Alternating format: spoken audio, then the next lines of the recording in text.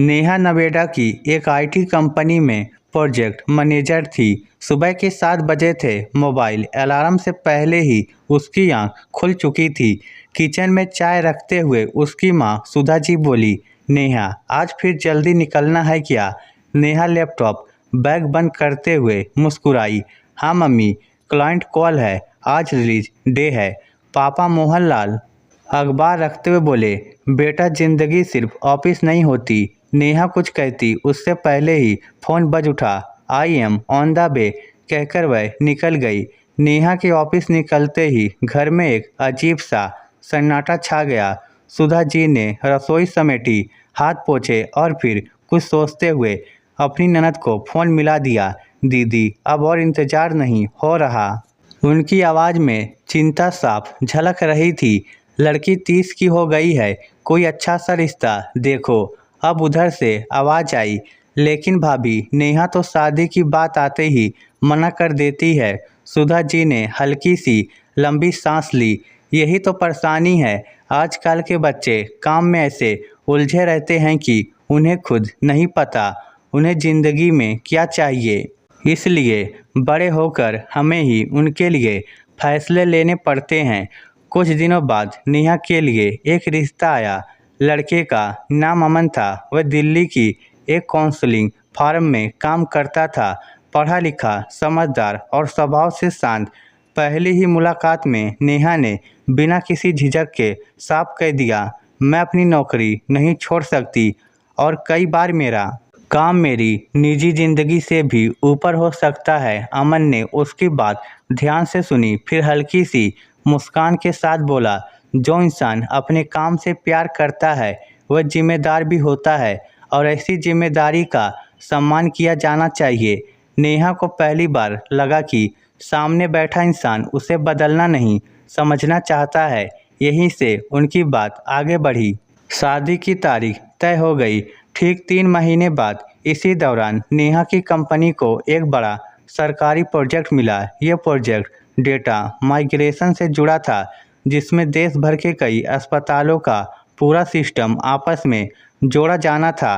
काम बहुत संवेदनशील था। मरीजों की रिपोर्ट, इलाज का रिकॉर्ड और इमरजेंसी डेटा, सब कुछ उसी पर निर्भर था।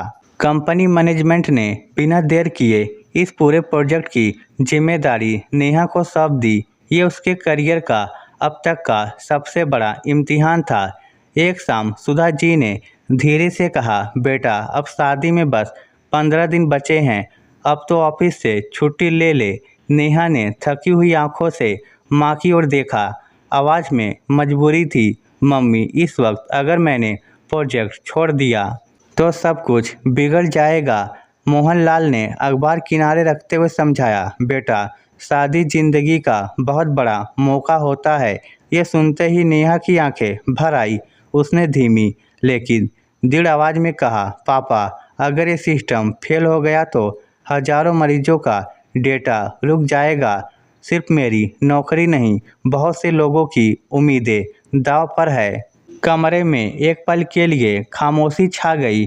शादी से एक दिन पहले घर में रस्मों की धूम थी। आंगन में औरतों की हंसी गूंज रही थी।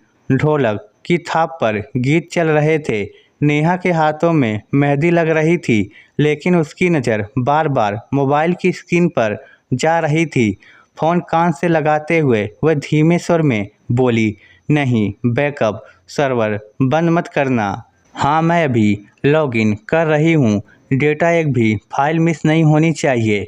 मेहंदी वाली ने उसके हाथ रोक दिए। बहू जरा हाथ सीधा रखो। नेहा ने माफ़ी भरी मुस्कान दी और फिर से फ़ोन में उलझ गई। सुधा जी ये देखकर खुद को रोक नहीं पाई। झुंझुलाहट और चिंता मिले स्वर में बोली, बेटी एक दिन तो सब कुछ भूल जा। जिंदगी में हर बार ऐसा मौका नहीं आता।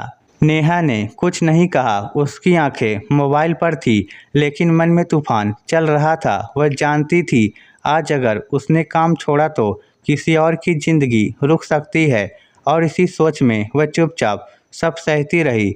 शादी का दिन था। मंडप फूलों से सजा हुआ था। ढोल की थाप के बीच बारात आ चुकी थी। फेरों से ठीक पहले नेहा का मोबाइल फिर बज उठा। उसने स्क्रीन देखी तो उसके चेहरे का रंग उड़ गया। धीमे स्वर में वह बोली, डेटा क्रैश हो गया है। उसकी नज़र अमन से मिली, आंखों में घबराहट थी। मुझे काम करना पड़ेगा, उसने कहा। अमन कुछ पल चुप रहा, फिर उसने उसका हाथ थाम लिया।